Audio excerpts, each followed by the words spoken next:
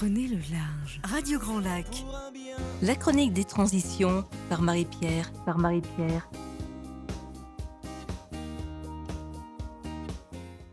Eh bien, bonjour à tous, il est midi et nous avons l'antenne ici à Radio Grand Lac, la radio d'Aix-les-Bains, du territoire de Grand Lac et du lac du Bourget. Vous pouvez nous écouter donc sur le 88 FM ou sur radiograndlac.com.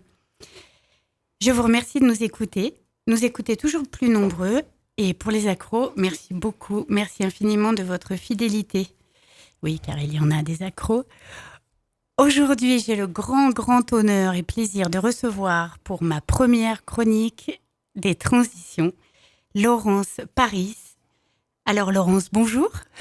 Bonjour Marie-Pierre et merci beaucoup à toi pour ton invitation à participer à cette émission. Avec grand plaisir. Et je sais que tu fais partie des professionnels que j'ai sélectionnés pour nous parler des transitions. Et le thème d'aujourd'hui est assez conséquent. Et je sais que tu es une consultante donc en éducation. Tu es basée sur Aix-les-Bains et donc tu vas pouvoir nous parler d'une transition particulière qui est la transition pour les parents et pour le jeune, puisqu'il s'agit du départ d'un enfant pour ses grandes études. Alors déjà, je souhaite aussi te remercier d'être venue et d'avoir répondu à mon invitation. Et j'aimerais que tu nous parles, toi, donc de ce thème. Comment tu en es arrivée là et la connaissance que tu as, toi, de ce sujet. Mais parle-nous de toi d'abord. Merci Marie-Pierre. Comment j'en suis arrivée là ? D'abord à titre personnel, puisque c'est une transition que j'ai vécue, puisque mes enfants qui ont aujourd'hui 26 ans ont quitté le domicile à 18 ans après leur baccalauréat pour partir faire des études, pas très loin, mais ils ne rentraient plus tous les soirs. Et puis comment j'en suis arrivée là professionnellement ? Eh bien, j'ai longtemps travaillé avec les jeunes et avec les parents, puisque j'ai fait un passage à l'éducation nationale qui a duré quand même 23 ans sur différentes fonctions. D'accord. Donc j'ai accompagné jeunes, parents, enseignants. Et j'ai décidé il y a 3 ans de prendre une disponibilité pour faire une reconversion professionnelle. Et j'ai créé mon activité en ce début d'année 2019. Et aujourd'hui, j'accompagne jeunes et adultes, tous les adultes qui, dans leur quotidien, ont une relation avec les jeunes et donc ont une mission éducative. D'accord. Donc, tu viens de créer ton activité ? Oui, j'ai créé effectivement en janvier. D'accord. Donc, qui est basée sur un bon support d'exercice dans l'éducation nationale ? Oui, alors tout à fait. Donc mon activité, je la porte sur cette expérience, alors personnelle comme je l'ai dit bien sûr, professionnelle. Et puis je m'appuie également sur une théorie qui est l'analyse transactionnelle, qui est ma théorie de base. L'analyse transactionnelle a été fondée par Eric Berne dans les années 50. Elle perdure à travers le monde aujourd'hui avec des transactionnalistes contemporains. Et moi, j'ai décidé de me certifier dans le champ éducation. Et l'AT, en fait, c'est une théorie qui nous aide à comprendre nos propres comportements, nos relations avec les autres et qui nous aide à être nous-mêmes, en fait, à vivre pleinement nos relations avec les gens et avec nous-mêmes, en fait. Et oui, et c'est l'analyse transactionnelle. Je trouve qu'elle porte bien son nom aussi, entre transaction et transition. Et justement, il y a des passages, je connais un petit peu l'analyse transactionnelle, donc passer de l'enfant normatif, enfin il y a tout un tas de concepts comme ça. Et toi, tu as donc allié ton expérience donc, en tant que professionnel avant et donc l'accompagnement aux autres, puisque ce qui était important pour toi, c'est de donner du sens. Oui, tout à fait. Ce que j'aimais particulièrement dans les fonctions que j'ai occupées, c'est le lien aux autres. Et ce lien avec pour objectif, même pour finalité, d'accompagner nos jeunes vers leur avenir global, pas que professionnel, leur avenir. Et c'est vraiment un sujet qui me tient beaucoup à cœur parce que je pense que nous, les adultes, et alors là, je vais englober tout le monde, parents, non-parents, grands-parents, futurs parents, etc. Je pense que c'est de notre devoir moral que d'accompagner les jeunes pour qu'ils trouvent leur autonomie, du sens à leur vie et qu'ils soient les adultes de demain, mais que ces mots prennent une réalité, que ce soit juste des mots. Oui, c'est très important. Alors pour cette transition familiale dont nous allons parler, qu'est-ce que tu peux nous en dire de ta connaissance, de ton expérience? Alors, si tu le permets, Marie-Pierre, je souhaiterais commencer par une définition. Merveilleux. Très souvent, je commence comme ça. Je vais vérifier ce qu'un mot veut dire. Allons-y. Alors, dans le dictionnaire Larousse, sur Internet, la transition signifie le passage d'un état à un autre, mais également le passage progressif entre deux états. Et moi, j'aime beaucoup cette notion de progressivité, surtout dans les transitions, parce que c'est effectivement un état qui demande du temps. Oui. Et puis, pour avoir lu un livre il y a quelques années qui s'appelle « Les transitions de vie », écrit par William Bridge, il est décédé, qui était consultant en organisation. Pour lui, une transition, c'est une réalité psychologique subjective dans ce sens où elle accompagne un changement et que le changement, il s'effectue dans la mesure où la transition, elle a été intégrée. Oui. Alors, quel lien avec l'émission ce matin ? De mon point de vue, quand un enfant quitte la maison pour aller faire ses études ou même pour entrer dans la vie active, ça représente une transition familiale. Certes, il y a tout le côté organisationnel, mais il y a tout ce qui ne se voit pas. J'ai envie de dire la face immergée de l'iceberg, c'est-à-dire tous les changements émotionnels que cela va procurer, engendrer à la fois pour lui, mais aussi pour la famille, pour les parents et pour les frères et sœurs s'il y en a. Bien sûr. C'est tout le système qui est bouleversé. Tout à fait. Et puis, c'est un inconnu. Ah, c'est une grande inconnue. Voilà. Oui, c'est une grande inconnue et pour moi, c'est une étape en fait dans la vie de la famille. Et c'est différent si il s'agit du premier enfant, du dernier ou même d'un deuxième ou troisième enfant. À chaque fois, c'est différent. Et tout le monde est impacté. Tout le monde doit prendre sa part dans le bouleversement qui est en train de se passer. Alors, est-ce que toi, dans ta vie personnelle, tu t'es aperçu que c'était bon de préparer cette transition en amont ? Oui, alors tout à fait. Alors moi, j'avais beaucoup anticipé. Quand mes enfants sont entrés en première, je me suis dit, c'est le moment de se préparer. Donc, j'avais préparé pendant 2 ans, je m'étais préparée pendant 2 ans psychologiquement. C'est peut-être beaucoup, c'est peut-être excessif. Ils sont partis à quel âge ? Ils sont partis à 18 ans, après leur baccalauréat. Ouais, c'est tôt. Oui, c'est à peu près l'âge auquel les enfants quittent le domicile, sauf s'il y a eu un internat avant. Mais quelque part, je suis contente de m'être préparée. C'est-à-dire que à l'époque, quand je me suis préparée, j'ai commencé un petit peu à faire des activités en amont pour ne pas, au moment de leur départ, me dire « Ouh là là, mais qu'est-ce que je fais ?» Et voilà. Oui, c'est ça. C'est ça le risque. C'est donc de se retrouver seul face à soi, les enfants partis. Oui. Et donc c'est bon d'anticiper, enfin de réfléchir à sa posture après, quand l'enfant sera parti. Oui, de mon point de vue, il me semble important de l'anticiper. Alors, on ne peut pas toujours. Parfois, c'est difficile, ou parfois, on se dit qu'on verra bien au moment où. Sauf que le moment où, il représente une charge émotionnelle importante et que dans ce moment-là, il y a peut-être aussi d'autres choses qui vont survenir auxquelles on n'avait pas pensé et que ça fait beaucoup à gérer. Je pense qu'il est intéressant de pouvoir accueillir tout ce qui se passe. Et l'anticipation permet effectivement de se préparer mentalement, même si ce qu'on vit, en fait, ne correspond jamais totalement à ce qu'on avait imaginé. Bien sûr. Oui, c'est souvent comme ça. Ouais. Et tu as pu l'observer pour toi et dans les personnes que tu reçois en tant que consultante également.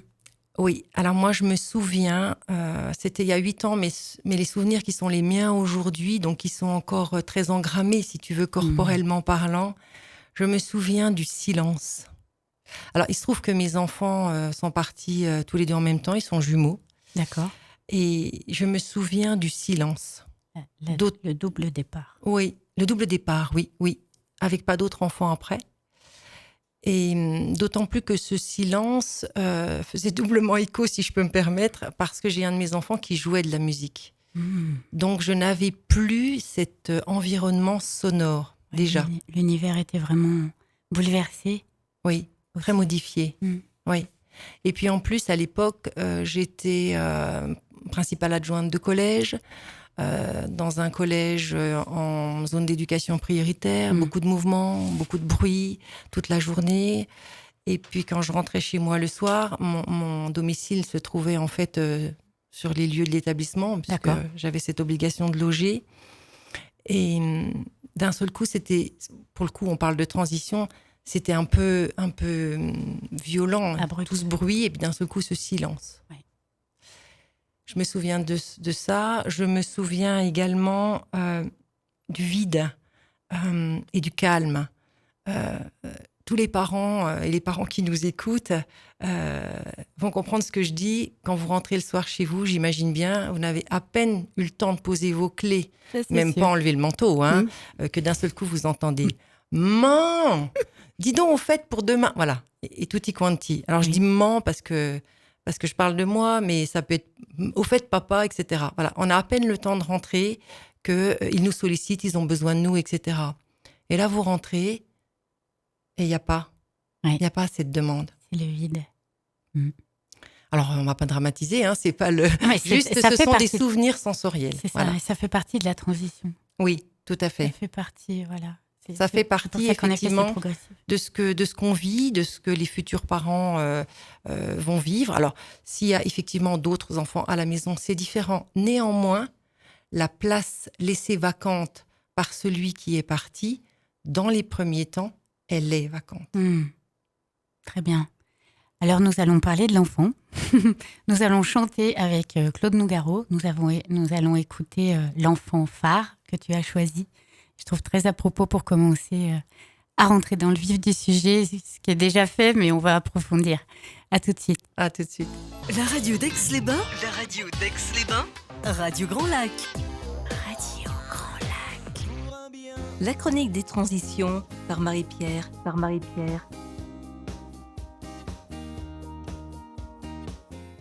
Nous revoici en compagnie de Laurence Paris, consultante en éducation à Aix-les-Bains et sur le territoire des Deux-Savoies. Aujourd'hui, nous parlons donc de la transition familiale, le départ d'un enfant pour ses grandes études. Je voulais que tu nous parles à présent, s'il te plaît, Laurence, du rôle de chacun.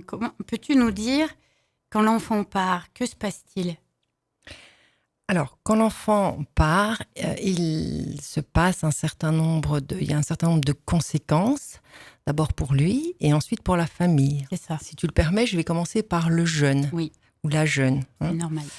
Le premier impact, de mon point de vue, le jeune ou la jeune va sortir de sa zone de confort. C'est-à-dire qu'il va se trouver confronté à l'inconnu. L'inconnu, ça fait peur. C'est complètement normal. Ça fait peur aux enfants, aux jeunes, ça fait peur aux adultes, parce que notre cerveau a toujours l'habitude de faire référence à ce qu'il connaît. Tout à fait. Voilà.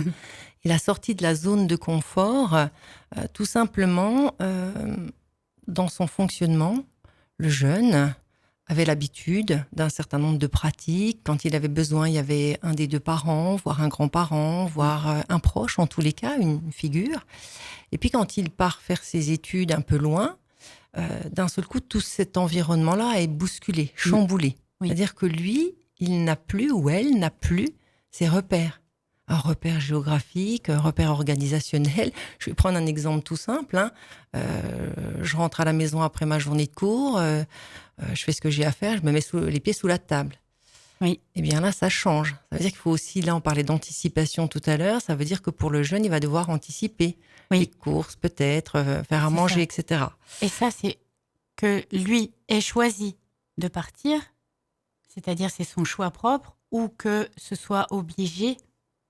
Parce qu'il y a une question de choix dans l'histoire, par rapport à l'orientation qu'il a prise. Oui, alors c'est vrai que si effectivement c'est son choix, c'est différent.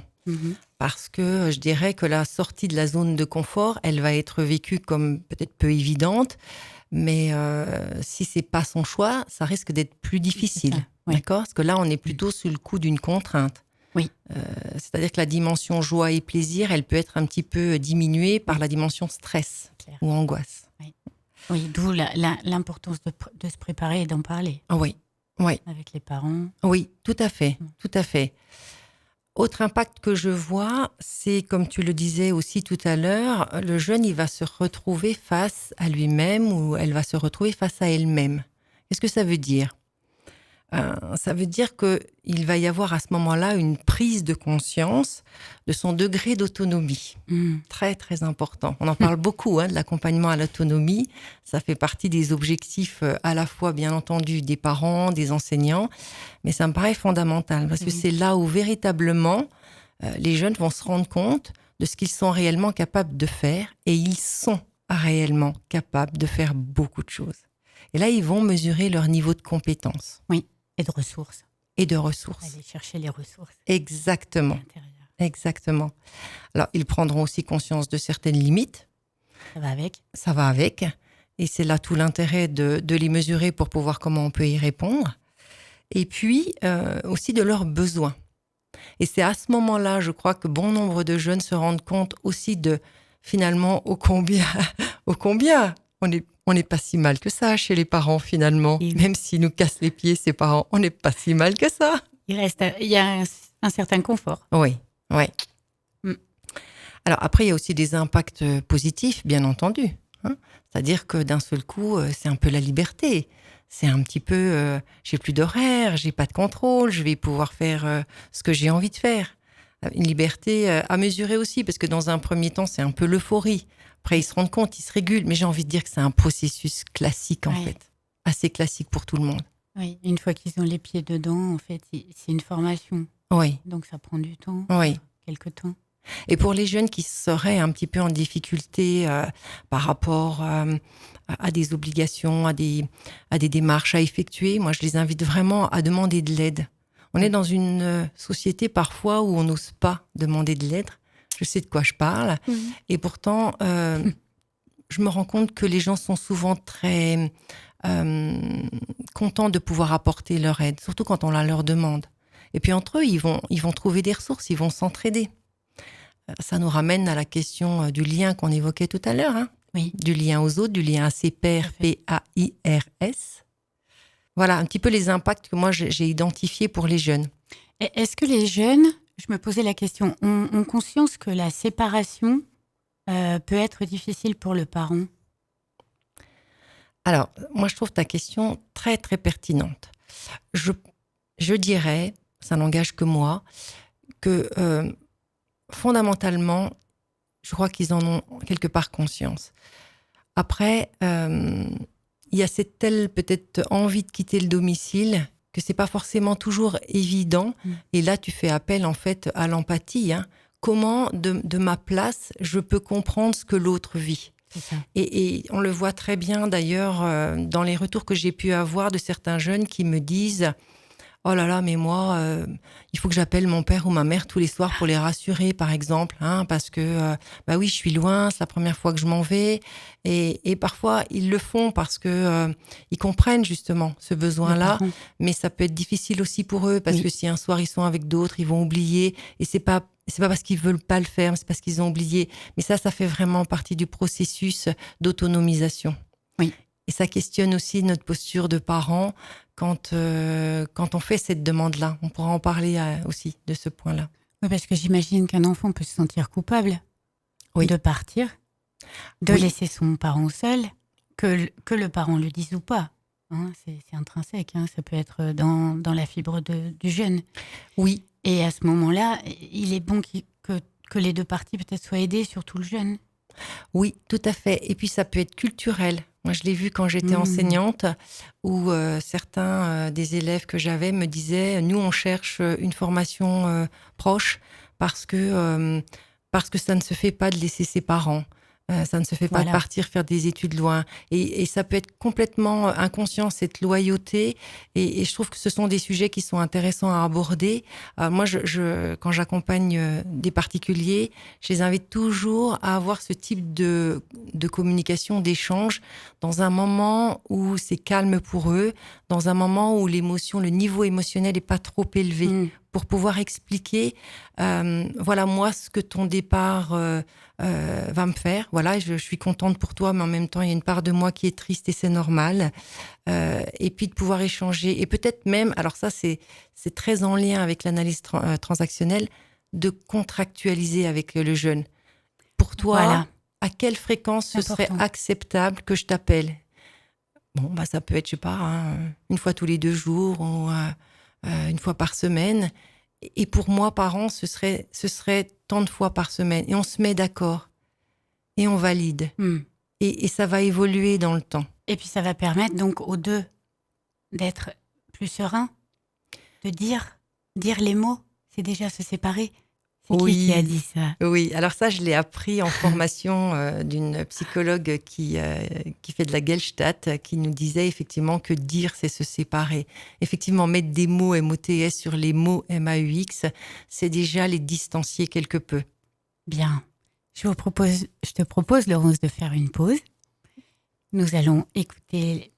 Alors, ça peut faire un peu mal, mais ça fait partie du passage. Nous allons écouter Louane, quand elle chante « Je vole », parce que l'enfant, enfin l'ado, le jeune, s'en va aussi. Et donc, il nous donne un message. Il a aussi besoin de trouver cette autonomie dont tu viens de parler. À tout de suite. À tout de suite. On se retrouve sur Radio Grand Lac, bien sûr, 88 FM. Il est 12h25. À tout de suite. La radio d'Aix-les-Bains, Radio Grand Lac. La chronique des transitions par Marie-Pierre.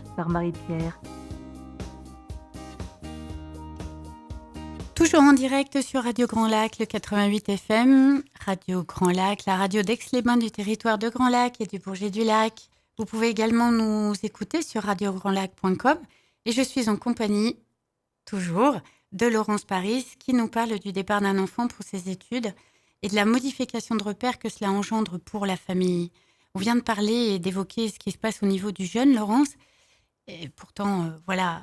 On le sait, rien n'est insurmontable. Alors, en général ou en particulier, est-ce que tu peux nous dire, Laurence, si c'est plus maman, maintenant on va voir un peu pour la famille, papa et maman, si c'est plus maman ou l'adolescent, le jeune, qui se sent affecté par cette séparation.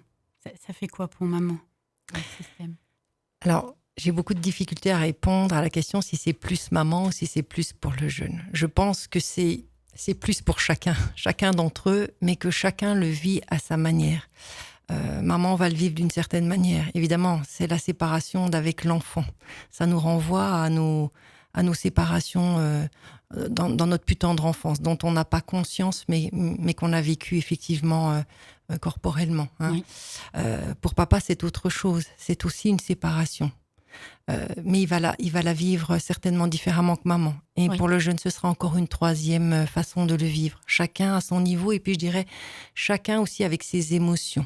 Oui. Il y a des personnes pour qui ça va plutôt être la peur qui va surgir à ce moment-là, l'inquiétude pour son enfant, par exemple. D'autres pour qui ça va être la tristesse. Il y aura peut-être même de la colère, finalement. Et puis de la joie, parce que c'est important aussi de parler de ces émotions agréables. Quoi qu'il en soit, il faut savoir que chacun des partenaires va être traversé par une émotion. Et l'important, c'est d'accueillir cette émotion-là. Parce que la tristesse, c'est complètement l'émotion liée à la perte. Et c'est important d'en avoir conscience. Parce que à travers cette émotion, on peut comprendre effectivement qu'on va rentrer dans un mini processus de deuil. En fait, la vie est ainsi faite, de processus de deuil successifs. Pour aller vers autre chose. Ce que j'aime beaucoup dans le livre de William Bridge, il explique en fait que les transitions s'effectuent en 3 temps. Et que le premier des temps, c'est de fermer la porte. C'est-à-dire que pour les parents ou pour le jeune, il y a un deuil à faire de ce que l'on a vécu.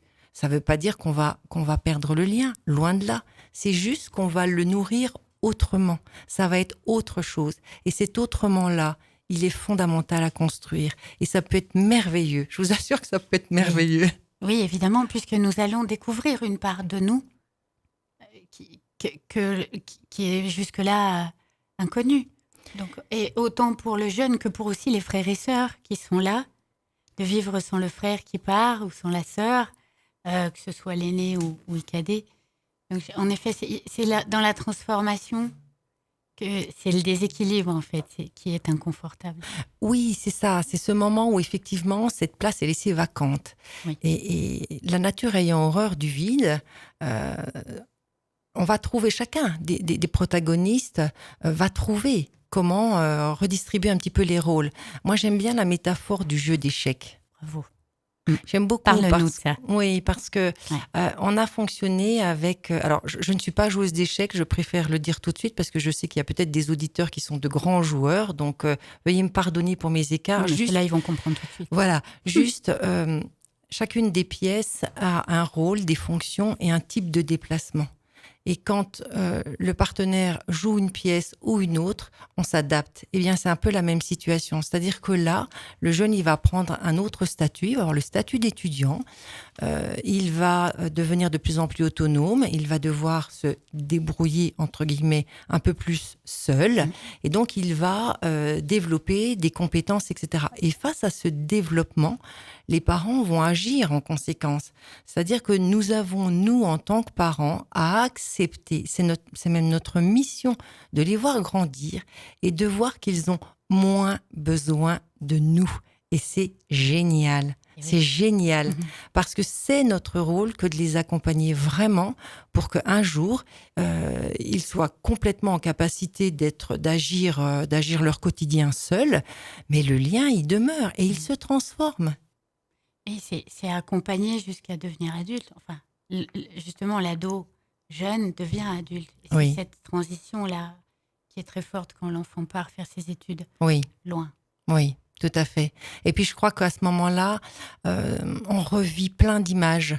Moi j'ai souvenir aussi dans ces moments-là d'avoir, par moments, regardé certaines photos. Alors, bien sûr, il peut y avoir un brin de nostalgie, mais il y a aussi...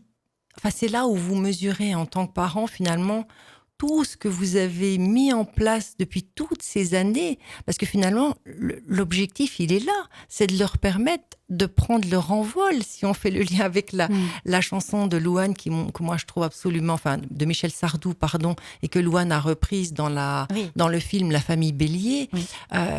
Mais en fait, les parents, il y a de la tristesse, mais il y a tellement de fierté. Mais je m'adresse à tous les parents, mais soyez fiers de les avoir accompagnés et de les voir prendre leur envol, parce que c'était l'objectif. Et oui, et pour les mamans et pour les papas qui stressent un peu, ils se disent pas à certains moments j'ai raté quelque chose, j'aurais dû faire ça, ou j'ai pas pensé à ça. Merci Marie-Pierre pour cette question, parce que là tu pointes, j'ai envie de dire, le côté parent parfait. Nous ne sommes pas des individus parfaits.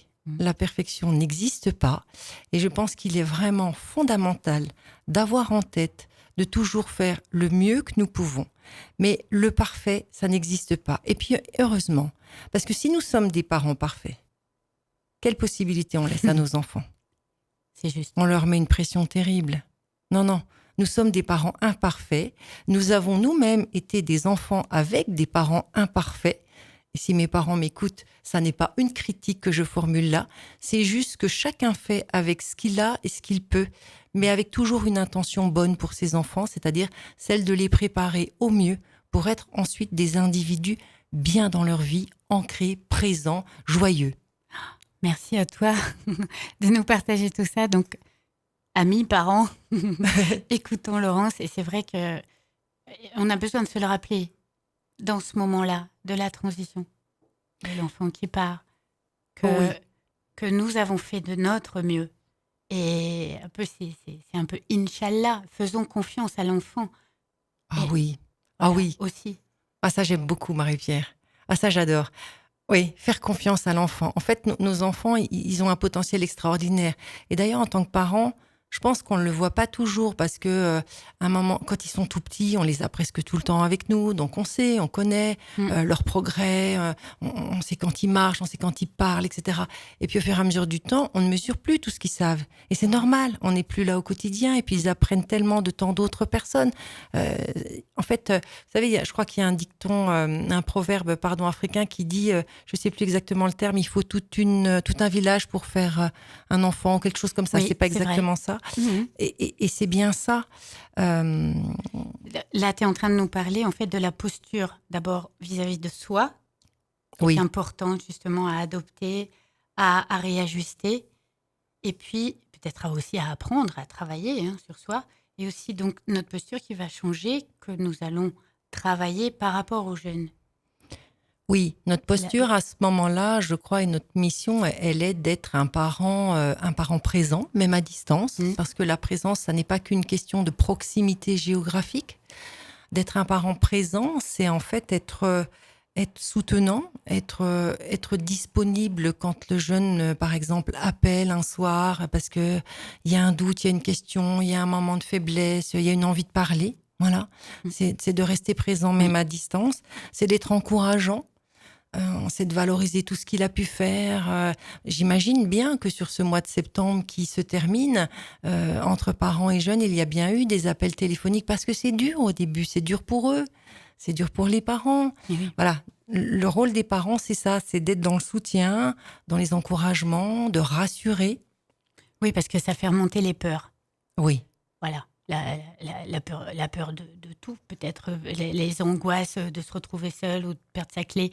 Enfin, des angoisses très, très, très matérielles peuvent ressurgir à ce moment-là, qui vont faire ressurgir des peurs profondes. Ah oui, complètement. L'angoisse matérielle, alors en général, la préparation, elle s'est faite en amont, quand il faut chercher... Oui, quand il faut chercher un appartement, quand il faut chercher un logement, etc. Là, souvent, les jeunes le font avec les parents, la plupart d'entre eux, en tous les cas ceux qui ont cette chance de pouvoir être accompagnés. Il n'en demeure pas moins qu'à un moment donné, il faut rentrer dans le vif du sujet. Et puis, il y a aussi, parce que là, on parle de tout ce qu'on vit intérieurement, mais le jeune, il a ses études, ou il a sa vie s'il commence à travailler. Donc, ça veut dire aussi une adaptation par rapport à cette nouveauté-là. Donc, ça fait beaucoup pour le jeune. Ça fait beaucoup. Il y a tout ce processus donc d'adaptation. Oui. Et en même temps, c'est très actif puisqu'on est dans la matière, on agit pour soi. Oui. Enfin, le jeune agit là pour lui, il est en train de construire son futur. Oui, et c'est important ce que tu soulignes, Marie-Pierre, parce que je pense que l'action, ça aide vraiment à abaisser le niveau de tension. C'est ça. Quand on est dans la projection et un petit peu dans l'imagination, on peut vite tricoter des histoires pas sympas, pas rigolotes. Alors que quand on est dans l'action, et c'est là où on se rend compte de tout notre potentiel. Donc c'est là où les jeunes se rendent compte que ils ont plein de compétences, ils savent faire, et puis ils vont y arriver.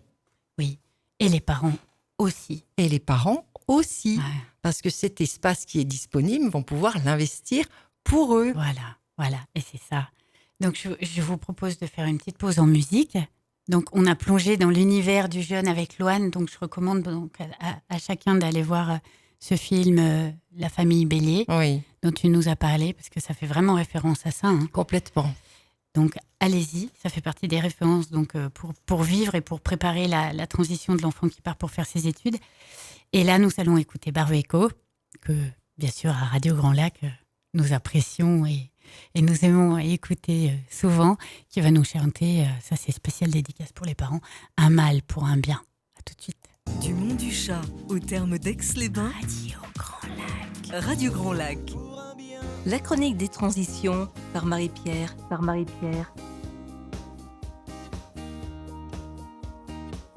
Vous écoutez Radio Grand Lac sur le 88 FM ou sur radiograndlac.com. Merci à vous d'être à notre écoute en compagnie de Laurence Paris, consultante en éducation, qui nous parle aujourd'hui du départ d'un enfant pour ses grandes études. Au point où nous en sommes du processus de séparation qu'on vient d'évoquer, je voudrais, toi, Laurence, que tu nous présentes les différents soutiens auxquels nous pouvons faire appel pour passer le cap. En tant qu'experte, toi, comment tu travailles, par exemple? Avec quels outils et comment tu vas accompagner les jeunes et les parents? Alors, j'accompagne les jeunes et les parents quand ce sont des accompagnements individuels sous forme de coaching. Donc, les personnes me sollicitent pour une problématique qui peut être celle qu'on évoque aujourd'hui. Et à ce moment-là, je les accompagne en entretien individuel sur plusieurs séances J'ai pas de nombre comme ça parce que c'est vraiment variable en fonction des personnes, mais ce que j'ai pu observer, c'est qu'il faut bien au moins 7, 8 séances. Oui. En fait, moi, je ne sais pas à la place des gens. Je sais accompagner parce que je sais les questionner sur ce que ça leur fait vivre ici et maintenant. Je tiens à préciser que je suis pas thérapeute, d'accord? Donc, on travaille sur l'ici et maintenant. Qu'est-ce que vous vivez? Comment vous le vivez? Et puis, je les accompagne donc par un questionnement simplement à trouver par eux-mêmes des options possibles. Oui, d'accord. Donc ça, c'est une piste. Alors après, si effectivement, je me rends compte que c'est plus profond et que ça va questionner peut-être...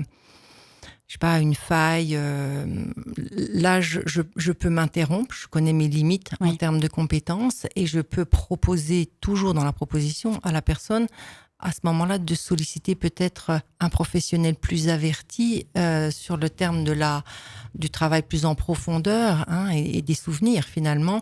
Et à ce moment-là, on fait appel à un psychologue, psychothérapeute, etc. D'accord. Voilà.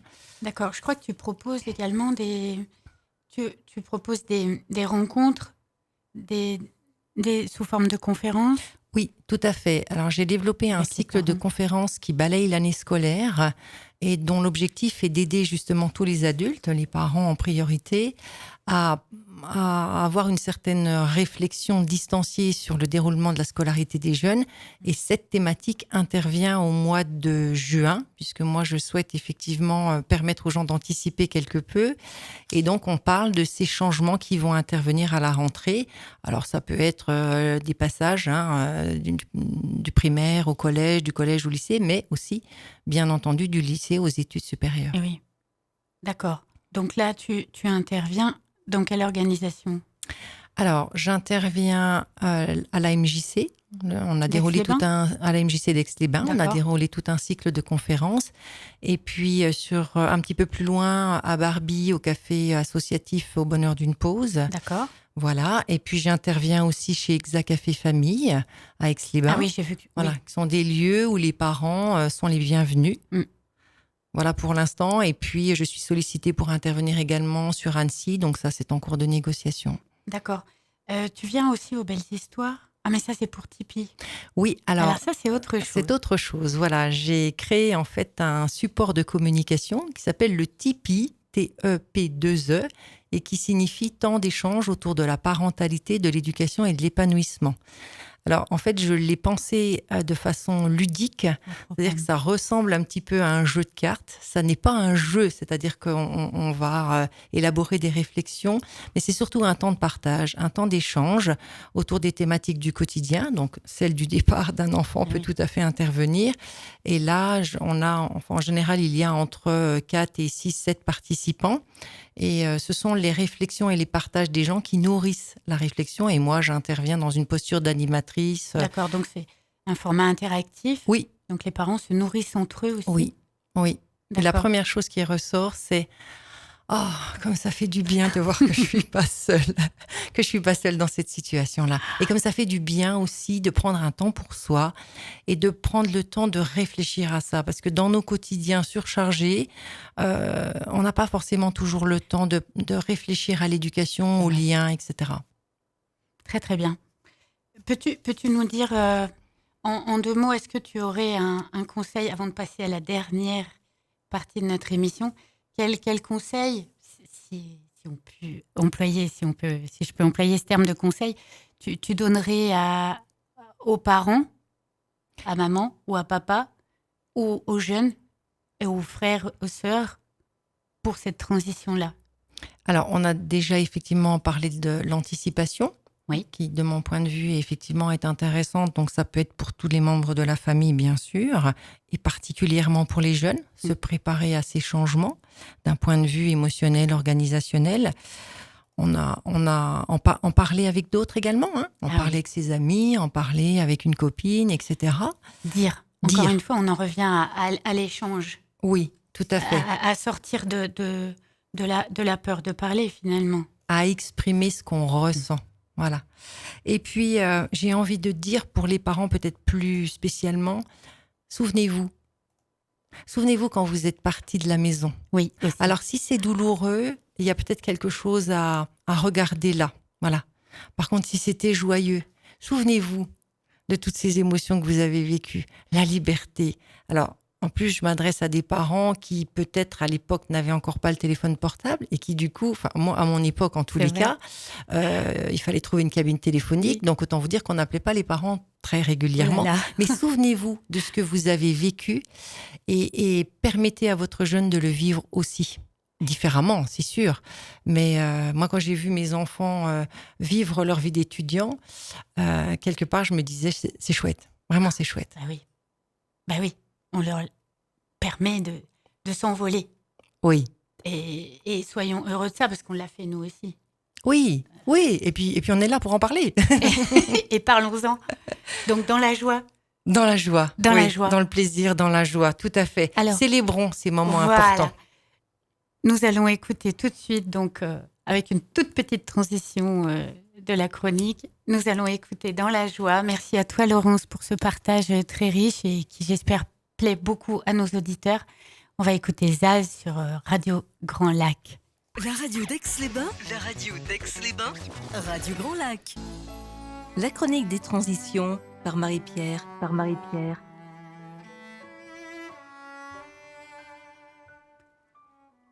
Sur Radio Grand Lac, vous êtes bien sur la radio du territoire de Grand Lac et du lac du Bourget, sur le 88 FM ou sur radiograndlac.com.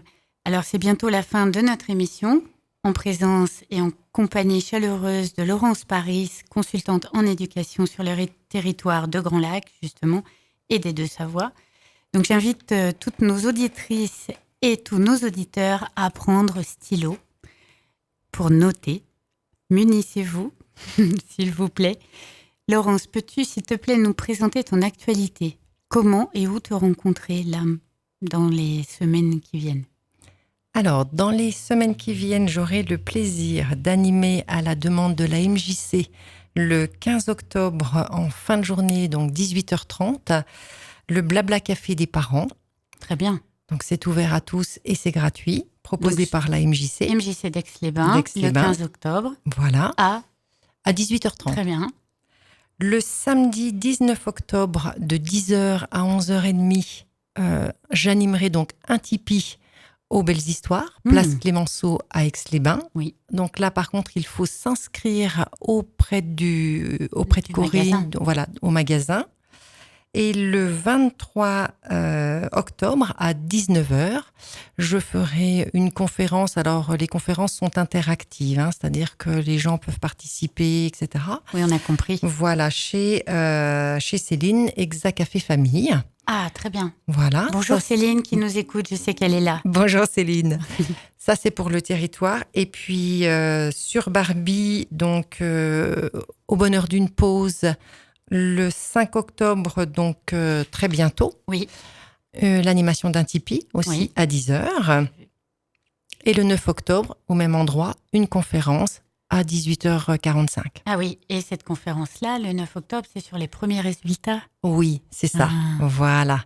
Les premiers résultats scolaires sont arrivés, il y a peut-être des questionnements et puis surtout les réunions et les rencontres parents-professeurs vont arriver. Donc, comment se préparer à ces rencontres pour qu'au final, ça profite à l'enfant ? Parfait. Et pour rassurer donc les parents ? Oui, pour rassurer les parents. Il y a eu des difficultés. Oui. Très, très, très bien. Alors après, je crois que on en arrive au 23 octobre, une autre conférence à Aix-les-Bains. Oui, c'est ça. C'est la même thématique et c'est sur Exa Café Famille. Donc, si on rate celle du 9, on peut aller à celle du 23. Tout à fait. Parfait, très bien, nickel. Après, c'est direction le mois de décembre. Alors, le mois de décembre, effectivement... au mois de décembre, tu fais au bonheur d'une pause aussi à Barbie. Oui, c'est ça. Et dans l'intervalle, je suis invitée par le café au bonheur d'une pause au salon de la parentalité qui se déroulera à Chambéry. Le salon de la parentalité ? Le 16 novembre, le samedi 16 novembre. Voilà. À noter. Voilà. Mais là, je suis l'invitée. Je n'ai pas de stand. Je suis invitée par le café associatif pour présenter, animer un Tipeee. Très, très bien. On peut aussi donc te contacter via ton site ? Oui, tout à fait. Ou par téléphone. Alors, vas-y, dis-nous. Alors, le site internet, c'est laurenceparis.com. Très bien. Voilà. Depuis ce site, vous trouverez les liens vers les réseaux sociaux. Donc, Facebook. Alors, sur Facebook, ça s'appelle Laurence Coach Éducation. Et sur LinkedIn également. D'accord. Et puis, par téléphone au 06 61 07 86 86. Bon, c'est parfait. Merci à toi. Merci beaucoup, Marie-Pierre. On peut te retrouver très bientôt. Encore une petite question, puisque nous avons le temps, tout petit temps. Des références de livres à nous transmettre ou des podcasts? Oui, alors moi j'aime beaucoup les émissions de Grand Bien vous fasse. J'en recommande une tout particulièrement sur France Inter, effectivement, qui traite des séparations et qui est passée le 5 août dernier et que vous pouvez réécouter en podcast. Très bien. Donc Grand Bien vous fasse du 5 août à réécouter également. Oui. Parfait. Le livre? Des livres? Des livres, je pense comme ça spontanément à celui d'Isabelle Filiosa. Ah oui, très bien. On ne se comprend pas. Et puis Parfait. Un livre que j'apprécie particulièrement qui s'appelle Être parent en pleine conscience de Mila et John Kabat-Zinn. John Kabat-Zinn, c'est un professeur de médecine américain et c'est lui qui est à l'origine de la méditation de pleine présence laïque et vraiment que j'aime beaucoup. Parfait. D'accord. Et dont j'aimerais lire un tout petit passage en conclusion si tu le permets. Merci. Voilà. Terminons sur cette petite touche. Nous offrons, donc John Kabat-Zinn écrit « Nous offrons à nos enfants un cadeau invisible, mais immense, quand, au terme d'une lutte contre nos propres attentes, nous renonçons consciemment à celles qui ne les servent pas, qui ne contribuent pas à leur croissance, ni à leur bien-être. » Merci. Merci infiniment à toi, Marie-Pierre, et merci bientôt. à tous nos auditeurs. Je vous retrouve demain pour une nouvelle émission qui s'appelle Le Trottoir d'en face, que j'ai renommé le magazine de la consommation responsable. Et je recevrai Céline de l'Hexacafé à vos micros, à vos écouteurs demain et moi au micro à midi. Merci beaucoup pour cet échange et ce partage, Laurence. Merci. Au revoir. Au revoir. Prenez le large. Radio Grand Lac. La chronique des transitions par Marie-Pierre.